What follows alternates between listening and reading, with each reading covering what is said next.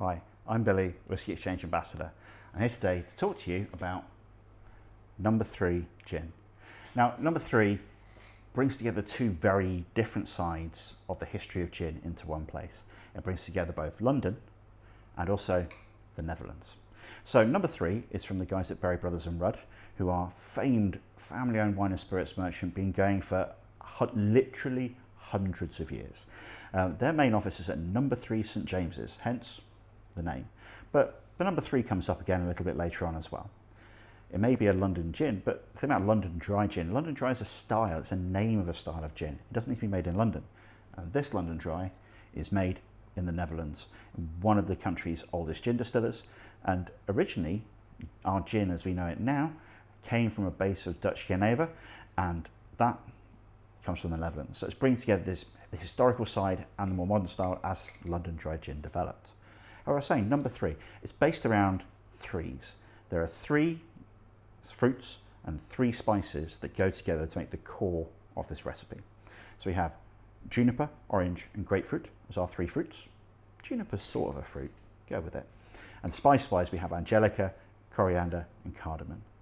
Simple recipe, very, very classic, and that comes through on the nose. It smells like gin. It smells like the sort of gin that you expect when you get a London Dry. It's got a core of juniper, has that zing of orange and grapefruit peel, that lovely citrusy core, lovely spice from the juniper, which then leads through into that coriander, cardamom, sort of classic back note, along with angelica's a weird one. Some people say they get floral note, more of a fixing sort of agent, and anyway, but lovely sort of just gentle floral notes knocking around in there as well, from wherever they come from. And on the palate, again, big slap of juniper, really nice classic gin core, but with that nice spice balanced with a little bit of fruit and that citrus. It's all in there, all very, very well balanced, and does exactly what you'd expect. So for this, I would say go for a G&T. The absolute classic way of enjoying a gin and tonic. Go for a martini if you want to dig into the actual individual flavours of the gin more, but go with a gin and tonic.